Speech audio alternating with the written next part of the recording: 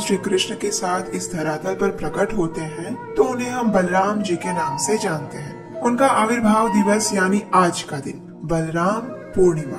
तो चलिए आज हम भगवान श्री कृष्ण के बड़े भाई के रूप में आने वाले बलराम जी के जन्म की कथा सुनते हैं। कंस ने अपनी क्रूरता की सारी हदें पार कर दी थी।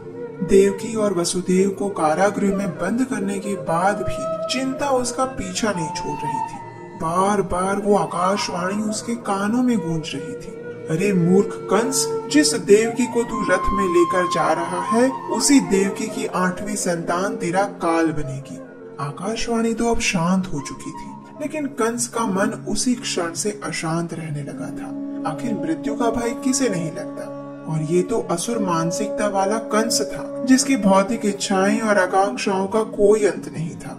हालांकि उसे वसुदेव के वचन पर विश्वास था कि जैसे ही देवकी किसी भी संतान को जन्म देगी तो वसुदेव तुरंत उसे कंस के पास लेकर आएंगे। लेकिन जब नारद मुनि ने कंस को समझाया कि यह 8वीं संतान कोई भी हो सकती है, पहली या 8वीं में भेद करना मुश्किल है, तो बस उसी दिन से उसने अपनी नव विवाहित बहन देवकी और बहनोई वसुदेव को कारागृह में बंद कर दिया था।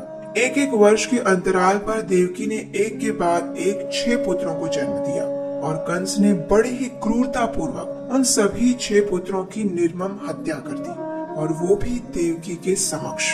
खून के छींटे कारागृह की दीवारों पर रह गए और पीड़ा के निशान देवकी और वसुदेव के हृदय पर। और आखिरकार अब समय आ चुका था देवकी की 7वीं संतान के प्रकट होने का, और 7वें गर्भ के रूप में आए परम भगवान श्री कृष्ण के प्रथम अंश भगवान अनंत अथवा संकर्षण। जैसे ही उन्होंने माता देवकी के गर्भ में प्रवेश किया तो देवकी अत्यंत उल्लास से पूर्ण हो उठी। उन्होंने एक अद्वितीय सौंदर्य को प्राप्त किया, लेकिन अपनी संतान को लेकर देवकी अधिक चिंतित हो उठी। अब ये सारी चीजें तो हो रही थी पृथ्वी पर मथुरा में कंस के कारागृह में, लेकिन क्या आप जानते हैं उस समय आध्यात्मिक जगत में क्या तैयारियां हो रही थी? चलिए अब हम सीधे चलते हैं आध्यात्मिक जगत में, जहां परम भगवान श्री कृष्ण अपने पार्षदों के संग रहते हैं। माता देवकी को जब भगवान ने इस प्रकार कष्टमय स्थिति में देखा तो उन्होंने उन्हें कंस के अत्याचारों से मुक्ति दिलाने हेतु उसी क्षण योग माया को बुला भेजा। योग माया यानी भगवान की अंतरंगा माया शक्ति, जो कि भगवान की सभी लीलाओं को सुचारू रूप से चलाने में सहायता करती है।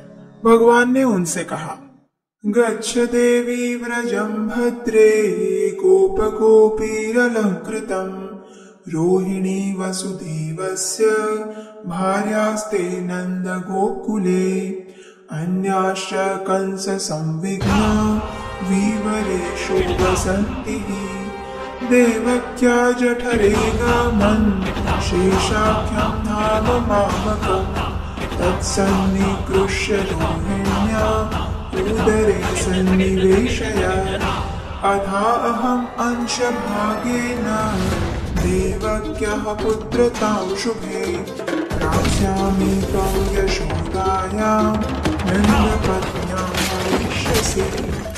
हे मेरी योग शक्ति, तुरंत ब्रज में जाओ। वहाँ वसुदेव की एक पत्नी रोहिणी नंद महाराज के घर में रह गई। कंस के भय से वसुदेव की अन्य पत्नियों ने भिन्न भिन्न स्थानों में शरण ली है।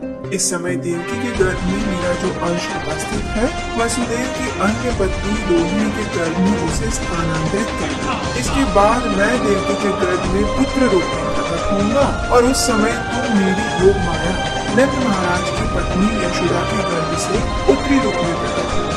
और चूंकि तुम महामाया के रूप में भौतिक जीवों की विभिन्न भौतिक इच्छाओं को पूरा करोगी, इसलिए भविष्य में लोग तुम्हारी विभिन्न यज्ञों और आहुतियों द्वारा पूजा करेंगे। इतिहास में सबसे विचित्र व खास तरीके से हुआ था श्री कृष्ण के भाई बलराम का जन्म। दोस्तों, शेषनाग ने भगवान हरि से वरदान लिया था कि वो उनके बड़े भाई बढ़कर द्वापर युग में जन्म लेंगे, इसलिए बलराम श्री कृष्ण से पहले जन्म लेते और जन्म लेने से पहले श्री कृष्ण के अवतार लेने की तैयारी शुरू कर देते।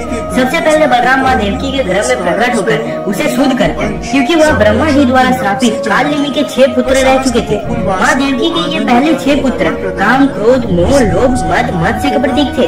जब तक शरीर में ये सब तब तक भगवान कैसे प्रकट होंगे? इन्हें इंसान के शरीर से निकालकर भगवान से मिलाने का काम गुरु करते हैं। बलराम जी खुद परम गुरु तत्व है, इसलिए वो खुद ये काम किए। इसके बाद योग माया ने बलराम जी को रोहिणी माता के गर्भ में स्थापित कर दिया था और बलराम पूर्णिमा के दिव्य दिन पर इंसानों के जीवन में श्री कृष्ण नाम का सुंदर प्रकाश फैलाने संकर्षण बलराम जी पृथ्वी पर पहली बार